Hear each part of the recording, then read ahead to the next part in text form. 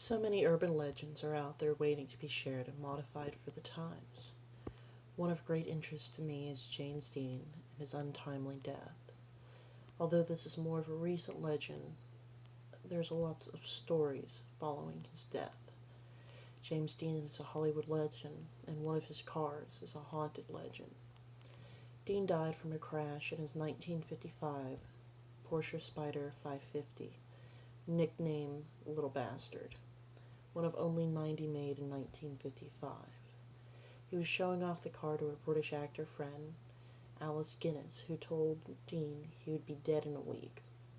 7 days later, it ran true, and the car took its first victim out of a long line. Guinness wasn't the only friend of James that had commented there was something sinister about the car.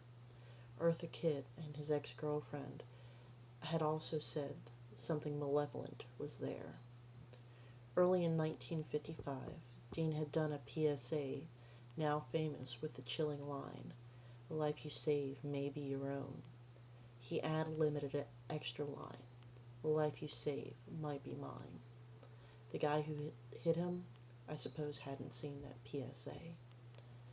After the insurance company and the court had studied the car and the accident, the car was sold to a junkyard where nothing interesting happened. Then George Barris, a famous automotive customizer and friend of James Dean, got a hold of the car. Barris was the brain behind the Batmobile and the Munsters. Whenever Barris was first getting the car into the shop, the tow truck delivering it somehow let the car go, and it broke the mechanic's legs that was helping him.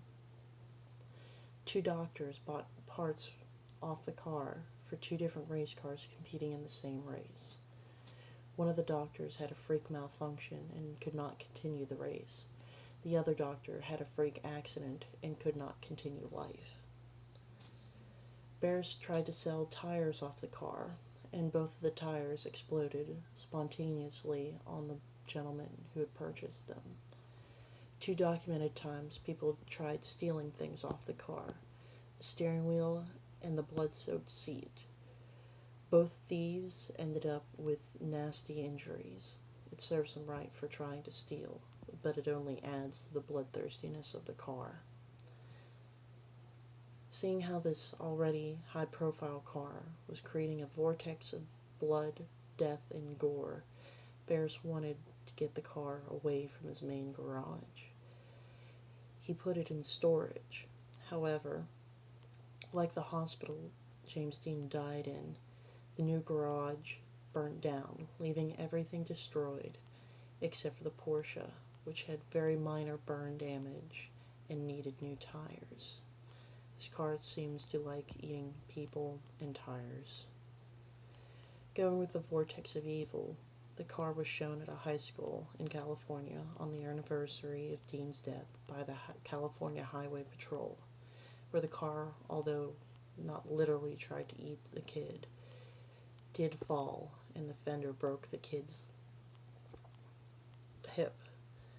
The California Highway Patrol wanted to do a whole tour with the car, showing the dangers of racing, even though James Dean was not speeding during his fatal accident. But he was a known racer. While en route to another showing, the tow truck lost control, and when the driver stopped to investigate the cause, the car rolled off and killed him. While in New Orleans, the car came apart spontaneously, and then again in Florida. The last known sighting of the car was in Florida in 1960. It was put in a container truck trailer on its to go back to California.